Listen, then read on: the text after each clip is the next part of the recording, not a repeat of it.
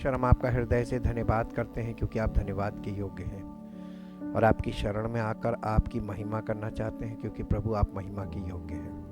आपके पवित्र वचनों के लिए और पवित्र आत्मा के लिए धन्यवाद करते हैं।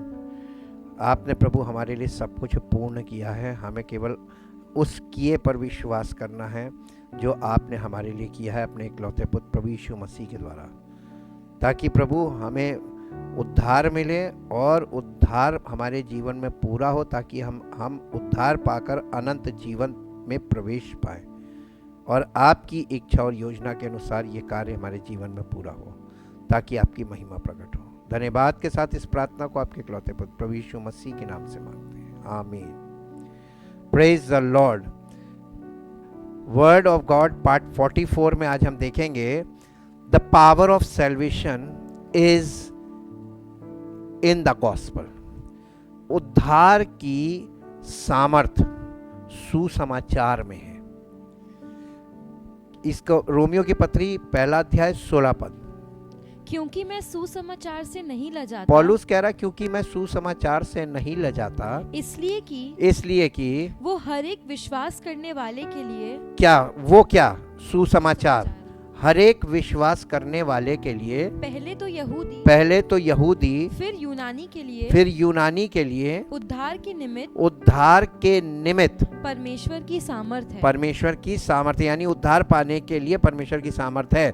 इसका मतलब उद्धार की सामर्थ काहे में है? सुसमाचार में है। ठीक, अब इस पॉइंट से हम लोग आगे बढ़ेंगे। The calling of the apostle Paul. पौलुस की बुलाहट क्या थी? परमेश्वर ने किस काम के लिए बुलाया था? कॉलिंग का मतलब होता बुलाहट। परमेश्वर ने पौलुस को किस काम के लिए बुलाया था? पौलुस की जबानी देखेंगे 1 कुरिन्थियों 1 अध्याय 17 पद। क्योंकि मसीह ने मुझे, पौलुस ये अपनी गवाही दे रहा है, कह रहा है क्योंकि मसीह ने मुझे बपतिस्मा देने को नहीं वरन सुसमाचार सुनाने को भेजा है और ये भी शब्दों के ज्ञान के अनुसार यानी सुसमाचार भी सुनाने के लिए भेजा है और वो भी सुसमाचार हमें शब्दों के ज्ञान के अनुसार नहीं, ऐसा ना हो कि मसीह का क्रूस व्यर्थ ठहरे। कुछ समझ में आया? सुसमाचार तो दुनिया में बहुत लोग सुना रहे है ना, लेकिन उनका उद्देश्य सुसमाचार सुनाने का क्या है? पहली बात कि ज्यादातर लोग आपको मिलेंगे जो बपतिस्मा लेने के लिए आपको बहुत दबाव डालेंगे। उनका मेन उद्देश्य है कि बपतिस्मा देना है और बपतिस्मा आपको लेना है। यहाँ पे पौलुस बहुत गहरी और बहुत सच्ची बात बता रहा है कि उसने मुझे बपतिस्मा देने के लिए नहीं भेजा है। हमारी बुलाहट यीशु मसीह ने अपने चेलों को काहे के लिए भेजा था? सुसमाचार सुनाने के लिए भेजा था, और उन्होंने सुसमाचार सुनाने के अलावा कोई दूसरा काम किया ही नहीं। पहली सदी की कलीसिया से हमको जो बहुत मुख्य चीजें हैं वो यही पकड़नी है। आज के लोग सेवकाई के नाम पे, सुसमाचार सुनाने के नाम पे क्या कर रहे हैं? ये प्रश्न चिन्ह लगाता है। इंग्लिश में पढ़ दो बेटा इसी को। 1 Corinthians chapter 1 verse 17 in English.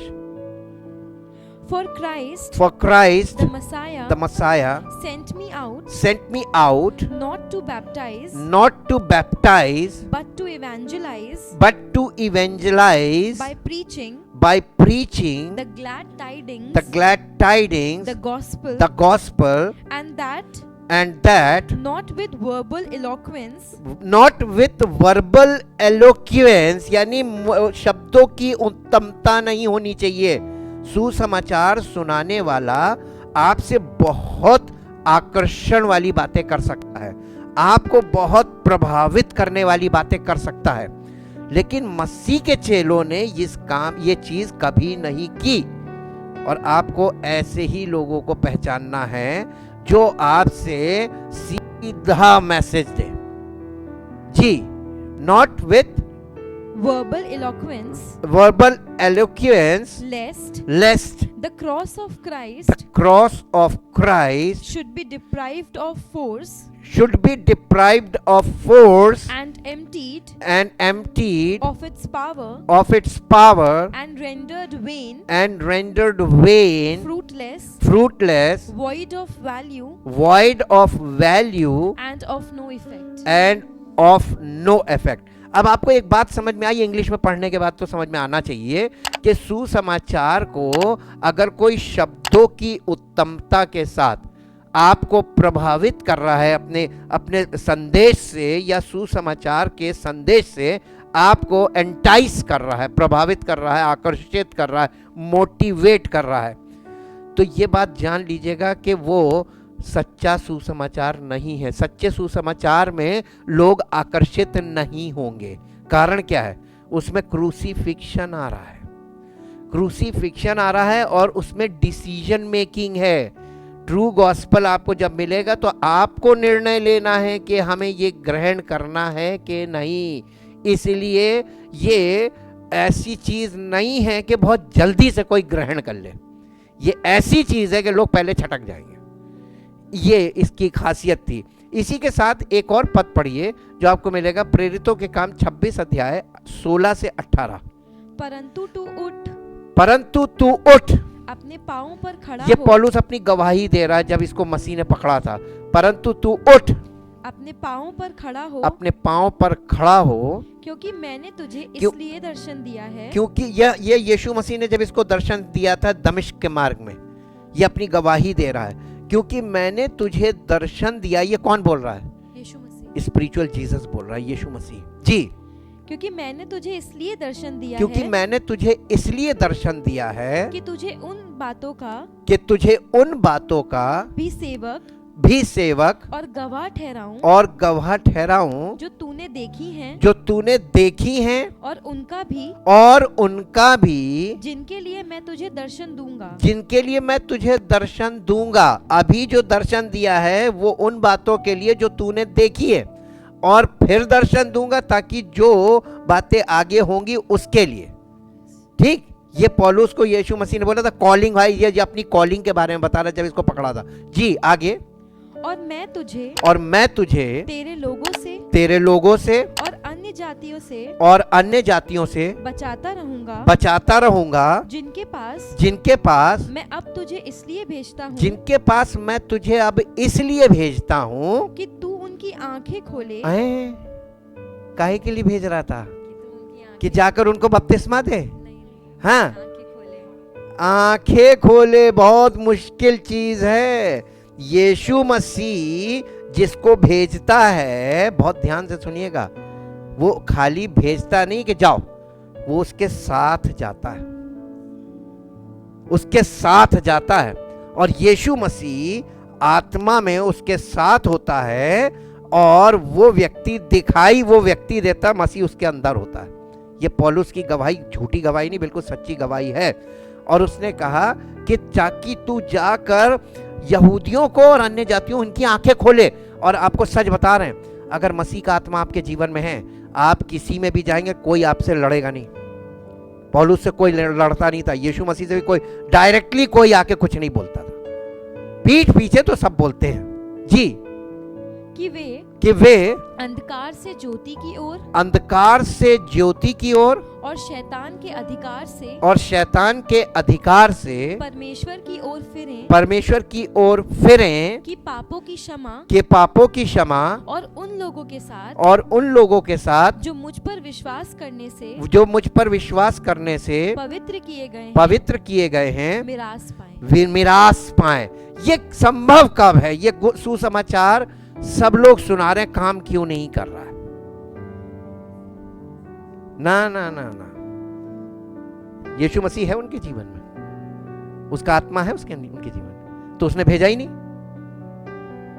जिसने, जब कोई व्यक्ति, देखिए आप किसी के पास कोई कोर्ट का ऑर्डर लेकर जाइए तो कोर्ट के ऑर्डर के ऊपर कोर्ट की मोहर लगी होती है, और वो आपको वो कागज का टुकड़ा आप देंगे, वो आपसे कुछ नहीं बोलेगा, उस टुकड़े को देखकर ही डर जाएगा।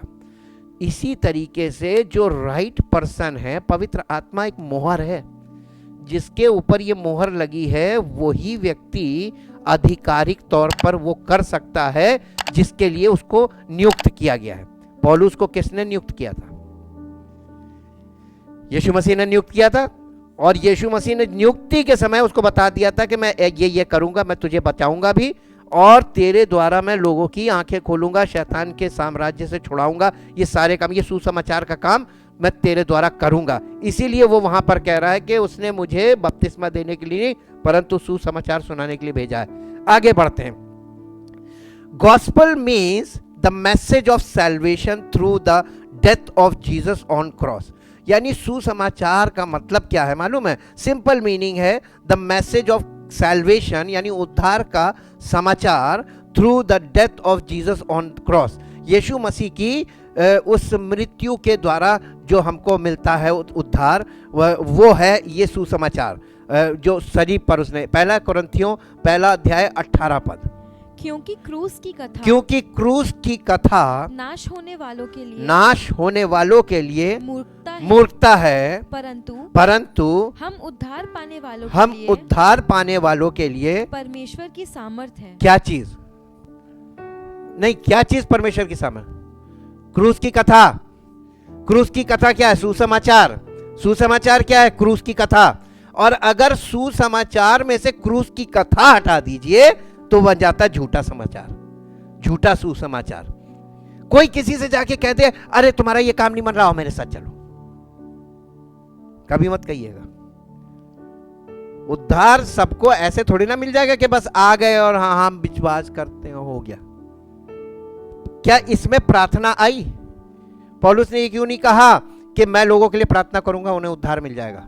ना, उद्धार प्रार्थना से है ही नहीं।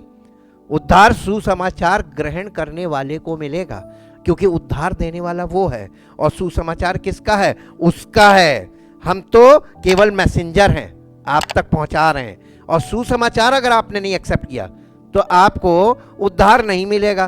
पहला कुरिन्थियों उसका पहला अध्याय का 18 पद इंग्लिश में पढ़ दो बेटा। For the story and message of the cross is sheer absurdity and folly to those who are perishing and on their way to perdition, but to us who are being saved it is the manifestation of the power of God. Gospel is the manifestation of the power of God. सुसमाचार परमेश्वर की सामर्थ का प्रकटीकरण है। Manifestation का मतलब प्रकटीकरण। जैसे ही आप सुसमाचार को ग्रहण करेंगे उसकी सामर्थ आपके जीवन में प्रकट हो जाएगी। ये कोई ऐसी चीज नहीं है जो दिखाई ना दे, तुरंत दिखेगी। और ये अगर दिखी नहीं तो उसने सुसमाचार ग्रहण नहीं किया, और जब तक ग्रहण नहीं करेगा वो प्रकटीकरण होगा नहीं। अब आते हैं अगले पॉइंट पे। Gospel is the calling of God. सुसमाचार परमेश्वर की बुलाहट है लोगों के लिए। वो अपने पुत्र के राज्य में हमको बुला रहा है। तो सुसमाचार जो है वो इनविटेशन है, इनविटेशन मैसेज है। और किसके लिए है? जो कोई विश्वास कर ले। किसके लिए है? विश्वास कर ले। ये ओपन इनविटेशन है, जो चाहे प्रभु के पास आए। लेकिन इसका मतलब ये नहीं कि सबको मिल जाएगा। सुसमाचार सबके लिए है, लेकिन ग्रहण सब नहीं करेंगे। जो ग्रहण करेगा वही उद्धार पाएगा। ये मैसेज है। इफिसियों की पत्री उसका पहला अध्याय उसका 17 से 20 कि हमारे प्रभु यीशु मसीह का परमेश्वर, जो महिमा का पिता है, तुम्हें अपनी पहचान में ज्ञान और प्रकाश की आत्मा दे, और तुम्हारे मन की आंखें ज्योतिर्मय हो, कि तुम जान लो कि उसकी बुलाहट की आशा उसकी बुलाहट की आशा क्या है और पवित्र लोगों में उसकी मिरास की महिमा का धन कैसा है, उसकी मीरास की महिमा का धन कैसा है, और उसकी सामर्थ हम में जो विश्वास करते हैं कितनी महान है उसकी शक्ति के प्रभाव के उस कार्य के अनुसार जो उसने मसीह में किया कि उसको मरे हुओं में से जिलाकर स्वर्गीय स्थानों में अपनी दाहिनी ओर सब प्रकार की प्रधानता और अधिकार और सामर्थ और प्रभुता के और हर एक नाम के ऊपर जो न केवल इस लोक में पर आने वाले लोक में भी लिया जाएगा बैठाया है। कहाँ है? उस शिरोमणि के साथ हर आदमी अपने आप को तो धोखा दे सकता है, लेकिन उसके साथ कनेक्ट नहीं हो सकता जब तक कि वो पावर ना दे, वो अधिकार ना दे, वो आपको एक्सेप्ट ना करे। ये बताया जा रहा कॉलिंग है। और इसके बाद पर्पस ऑफ द गॉस्पल, यानी सुसमाचार का उद्देश्य क्या है? The purpose of the gospel is to proclaim the good news of what God has done in and through Jesus Christ. यानी सुसमाचार जो है, the purpose of the gospel, सुसमाचार का उद्देश्य है कि to proclaim the good news. Proclaim का मतलब होता है कि किसी बात को आधिकारिक तौर पर उसकी घोषणा करना, आधिकारिक तौर पर ऑफिशियल डिक्लेरेशन। आप व्यक्तिगत डिक्लेरेशन भी कर सकते हैं, वो एफिडेविट होता है, आप किसी बात की घोषणा कर सकते हैं। लेकिन ऑफिशियल डिक्लेरेशन जो होता है, यानी सरकार की तरफ से कोई घोषणा की जाती है, वो ऑफिशियल डिक्लेरेशन होता है, उसको प्रोक्लेम बोलते हैं। यानी सुसमाचार का उद्देश्य यह है कि इसका यानी परमेश्वर की ओर से इसकी घोषणा की जाए कि ये एक ऐसा शुभ समाचार है। और वो क्या है? God has done in and through Jesus Christ, यानी परमेश्वर ने मसीह में होकर, मसीह के द्वारा हमारे लिए क्या किया। इन एंड थ्रू बहुत ध्यान रखिएगा, क्योंकि हमने पहले भी आपको इस पर पॉइंट किया था कि यीशु मसीह के इन and through, without Jesus Christ in and through हम उसके राज्य में प्रवेश नहीं कर सकते। ये दो वर्ड एकदम कंबाइन होने चाहिए। ये गॉस्पल है जो इन दोनों को कंबाइन करता है। ठीक, ये through Jesus Christ so that people will be respond by repentance. ये जब इसकी घोषणा की जाती है सरकारी तौर पर, यानी आधिकारिक तौर पर, तो इसकी अधिकार किसके थ्रू हमको मिलता है इसका आधिकारिक तौर पर घोषणा करने का? By the power of the holy spirit. अगर पवित्र आत्मा के द्वारा हम ग्रहण नहीं हुए और पवित्र आत्मा हमारे जीवन पे, हमारे ऊपर नहीं है, तो हम इसकी आधिकारिक घोषणा करने के लायक नहीं है। हम सारी जिंदगी खड़े होकर प्रचार करते रहेंगे, कुछ नहीं होगा, ये दावा। इसलिए परमेश्वर ने ऐसा काम किया था कि पवित्र आत्मा, यीशु मसीह ने अपने चेलों से क्या कहा था? चले मत जाना, प्रचार करते रह जाओगे सारी जिंदगी, कुछ होगा नहीं जब तक तुम पर वो ना उतरे। कौन? पवित्र आत्मा।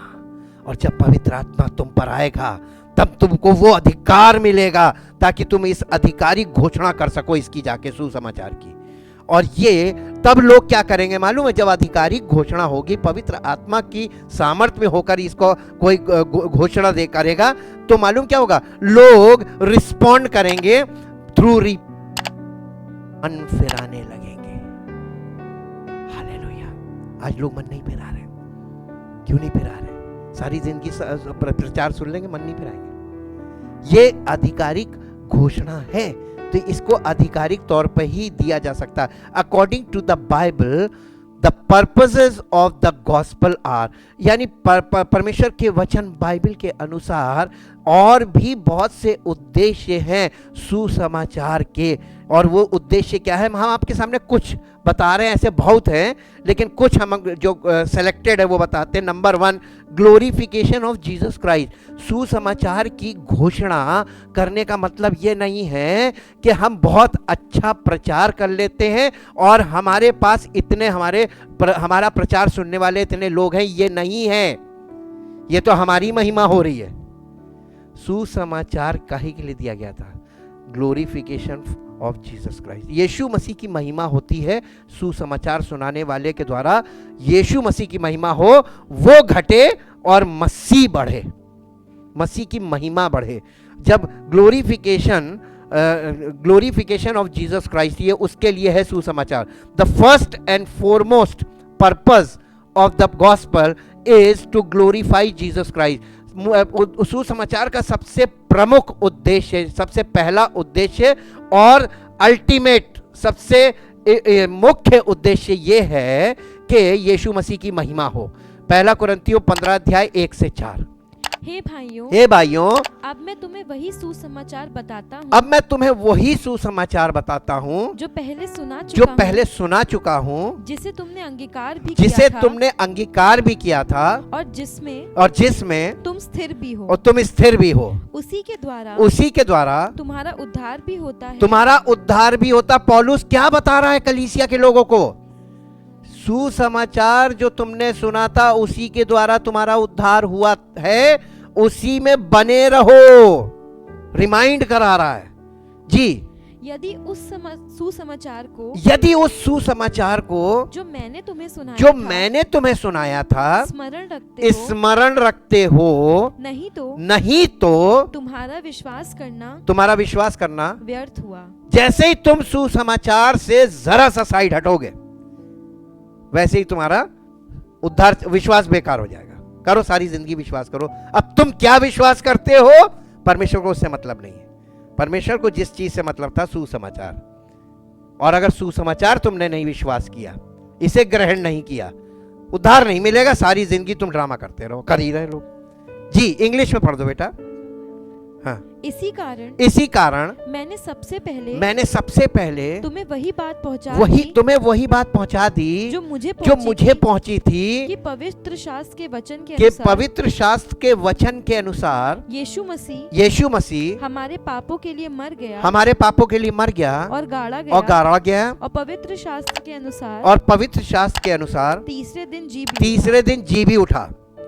ये है सुसमाचार। ये कभी भी ये किसी मैसेज में से ये चीज हटनी नहीं चाहिए। ये हमारे जीवन में से हटनी नहीं चाहिए। ये सेंट्रल है, और अगर ये सेंट्रल नहीं है तो सब व्यर्थ है। ठीक, अब इसके बाद इसको इंग्लिश में छोड़ दो। अब इसके बाद एक और वर्स है जो आपको मिलेगी, मत्ती रचित सुसमाचार 5 अध्याय का 16 पद। मत्ती 5:16। उसी प्रकार तुम्हारा उजियाला मनुष्यों के सामने चमके कि वे तुम्हारे भले कामों को देखकर तुम्हारे पिता की जो स्वर्ग में है बढ़ाई करें। जो मिनिस्ट्री कर रहे हैं उनकी बढ़ाई नहीं होनी चाहिए। जिसकी वो सेवा कर रहे हैं, जिसने उनको अधिकार दिया, उसकी महिमा होनी चाहिए। क्या ऐसा दिखता है? ये क्वेश्चन वाला पॉइंट आ गया। और यीशु मसीह क्या कह के गया था? गलातियों की पत्री उसका पहला अध्याय उसका 11-12 पद।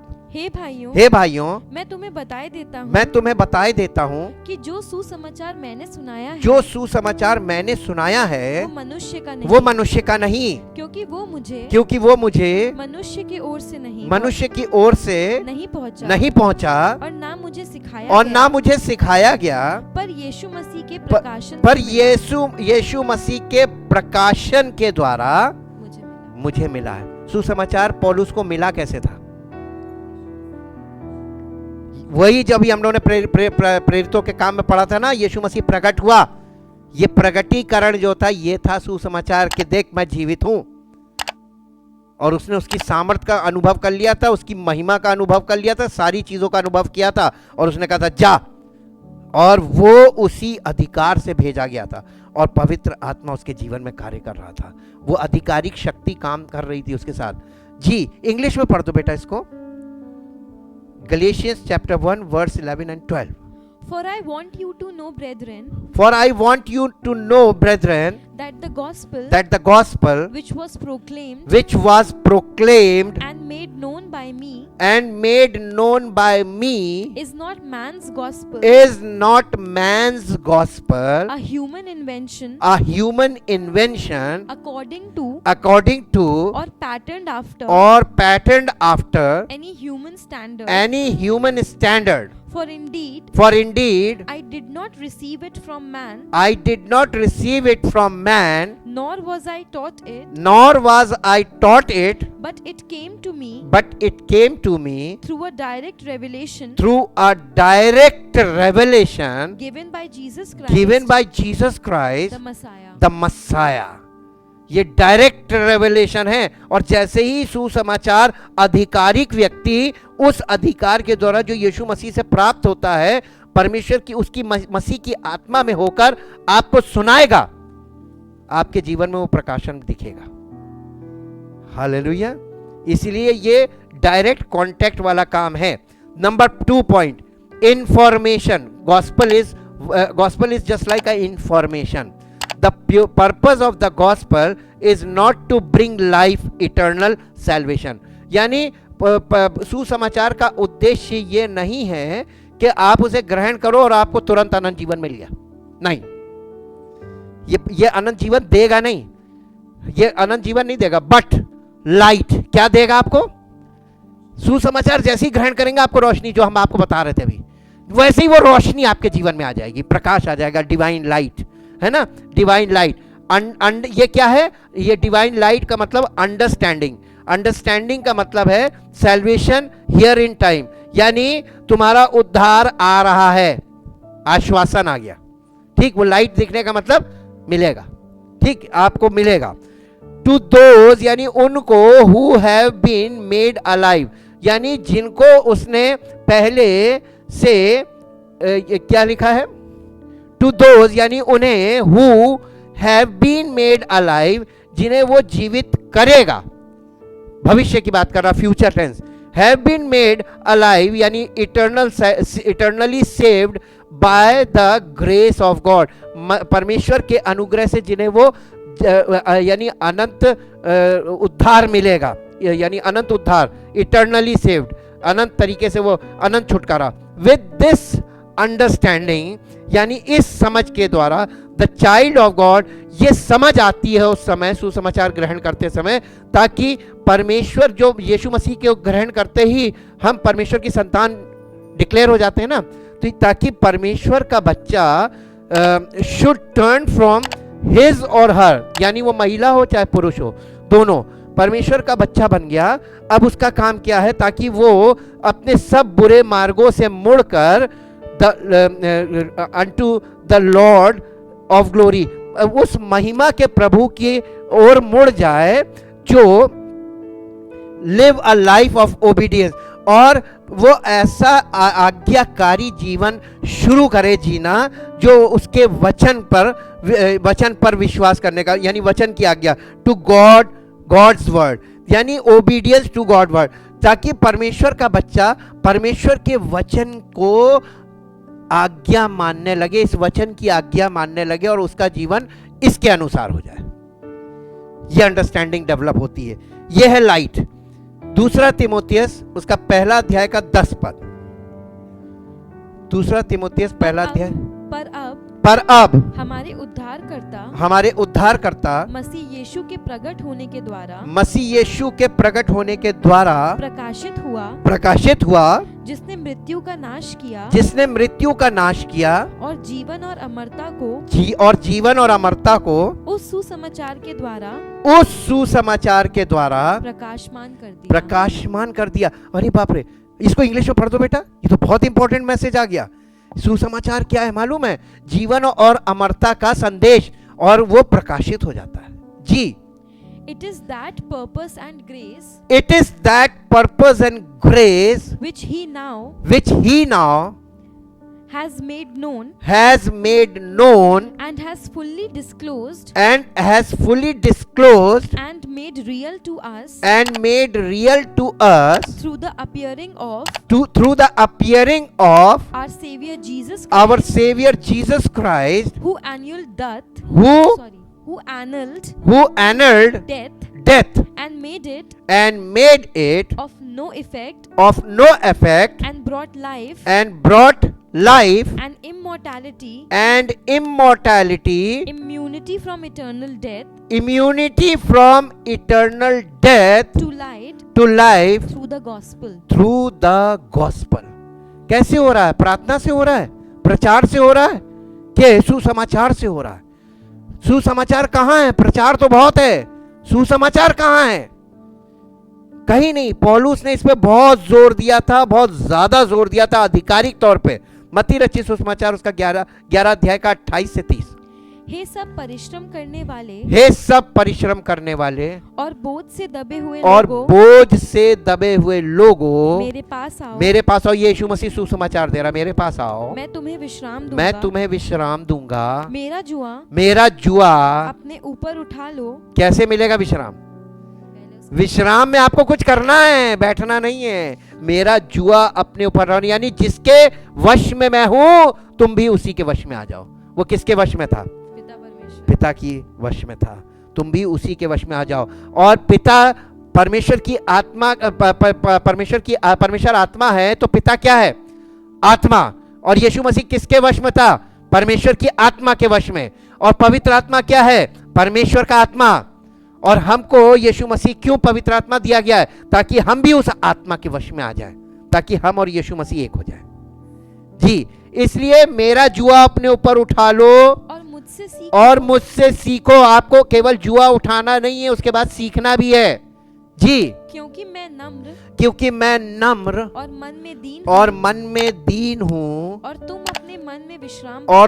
अपने मन में विश्राम पाओगे। क्योंकि मेरा जुआ सहज और मेरा बोझ हल्का है। यानी वो आप पर काम का बोझ नहीं डालेगा, आज्ञाओं का बोझ नहीं डालेगा, बल्कि वो आपको, यहाँ पे बोझ का मतलब, बोझ दो प्रकार का होता है।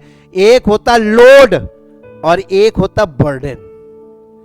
लोड और बर्डन इंग्लिश में पढ़ो बेटा। यीशु मसीह लोड की बात कर रहा है कि बर्डन की बात कर रहा है? Thank you Jesus. हम पाप का बोझ उठाए हुए थे। The load of sin. Come to me, all you who labor and are heavy laden. Heavy laden का मतलब भारी बोझ से दबे हुए लोगों। ये लोड है जी। and overburdened, I will cause you to rest. Burden का मतलब मालूम क्या होता है? जरूर नहीं, ये मानसिक भार है। बच्चे की शादी है, आपके दिमाग पे लोड रहेगा, लेकिन ये कोई ऐसा लोड नहीं है। ये ऐसा लोड है कि इसको आप लोगों से शेयर कर सकते हैं, लेकिन उसमें कोई आपको मदद नहीं कर सकता। आपके दिमाग से कौन वो चीज, ये जो एंजाइटी, वरीज, टेंशन, ये सब क्या है? ये सब बर्डन है। जब आप इस जिम्मेदारी पे होंगे तो आपके पास बर्डन तो होगा। ये हैवी बर्डन्स लोगों के पास है जिंदगी में। और यीशु मसीह क्या कह रहा है? ये सारे हैवी बर्डन्स वालों से कह रहा, मेरे पास आओ, मैं तुम्हें विश्राम दूंगा। ये सुसमाचार है। सुसमाचार के द्वारा वो हमसे यही कहना मांग रहा है कि तुम अपना बर्डन झेल जाओगे, नहीं उठा पाओगे, मेरे पास आओ, मैं तुम्हें विश्राम दूंगा। I am ready to share your burden. मैं तुम्हारा उस बर्डन को शेयर करने के लिए तैयार हूं। आगे, take my yoke upon you and learn of me, for I am gentle and humble in heart, and you will find rest, relief and ease, and refreshment, and recreation, and and blessed quiet for your souls. for your souls. For my yoke is wholesome, For my yoke is wholesome, useful, useful, good, not harsh, not harsh, hard, sharp, or pressing, but comfortable, gracious, and pleasant, and my burden is light and my burden is light and easy to be borne. and easy to be borne. यानी मेरा जो वो है burden, वो इतना हल्का है कि तुम्हें पता ही नहीं चलेगा. हालेलुया. और सारे लोग यानी टेंशन लेकर जिंदगी में मशक्कत कर रहे हैं.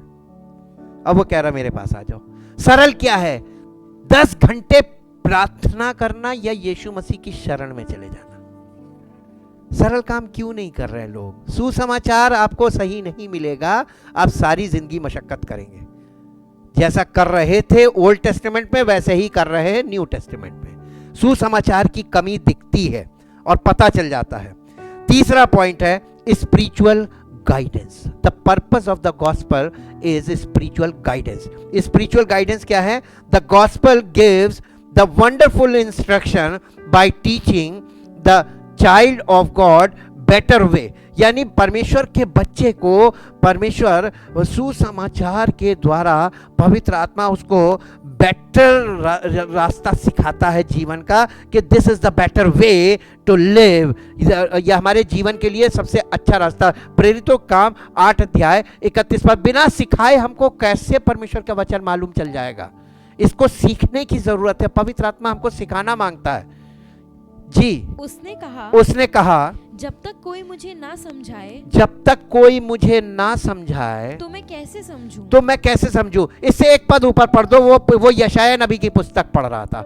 उस समय पूरी बाइबल लिखी नहीं थी, प्रेरितों के काम में. फिलिप्पुस उसकी ओर दौड़ा और उसे यशायाह भविष्यवक्ता की पुस्तक पढ़ते हुए सुना और पूछा तू जो पढ़ रहा है क्या उसे समझता भी है?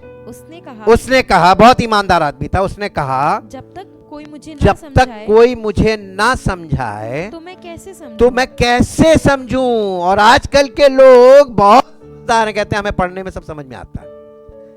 मिस कर गए. जी. जी. फिलिप्पुस कौन था मालूम है? पवित्र आत्मा से प्रेरित व्यक्ति था. इसको भेजा किसने था उस रथ के पास? आप इसको घर में पढ़िएगा. पवित्र आत्मा इससे कहने लगा तू बैठ, उठ और चल. और वो चल रहा था. देखिएगा पहला स्टेप, वो चल रहा है पवित्र आत्मा के कहने से. फिर उसने उस रथ को देखा तो पवित्र आत्मा ने कहा इस रथ का पीछे कर, फॉलो कर, परस्यू कर. वो उसको परस्यू करने लगा.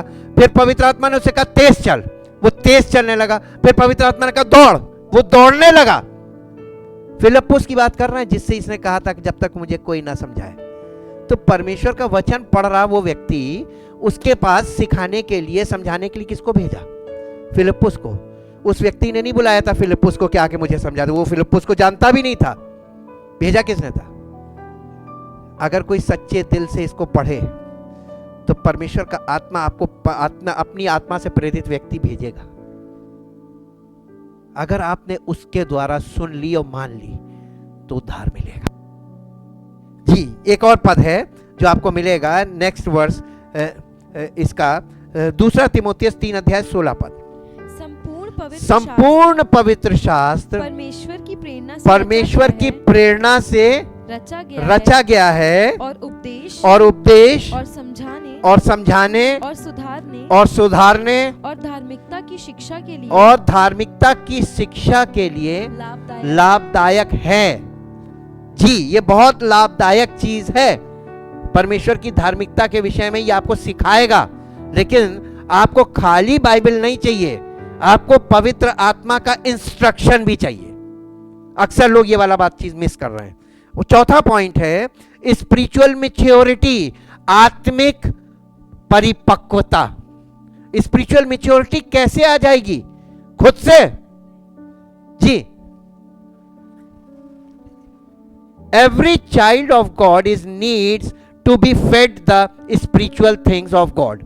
यानी हर आत्मिक बच्चे के लिए जो सुसमाचार के द्वारा प्रभु यीशु मसीह यानी परमेश्वर के राज्य में जन्म लेता है, स्पिरिचुअली वो परमेश्वर का बच्चा बनता है, उसके लिए आवश्यक है कि कोई उसको फीड करे, उसको भोजन दे, उसकी प्राणों का भोजन, ठीक, दैट दे में ग्रो, ताकि वो उन्नति करे, ग्रो करे, यानी सेहतमंद हो इन नॉलेज, यानी वो परमेश्वर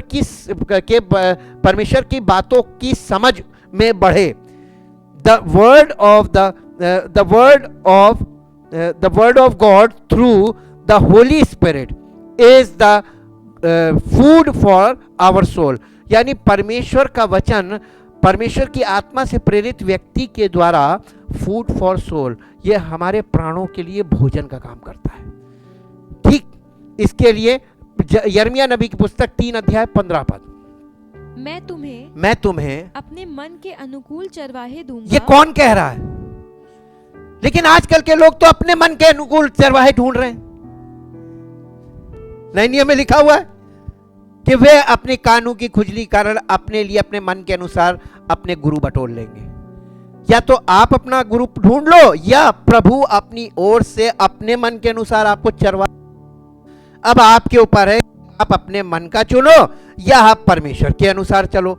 जी, जो ज्ञान और बुद्धि से तुम्हें चराएंगे, यानी आपको चरवाहा चाहिए, गुरु नहीं। इंग्लिश में पढ़ दो बेटा, ये बहुत इंपॉर्टेंट है। इंग्लिश में परमेश्वर आपको गुरु नहीं दे रहा है। And I will give you spiritual shepherds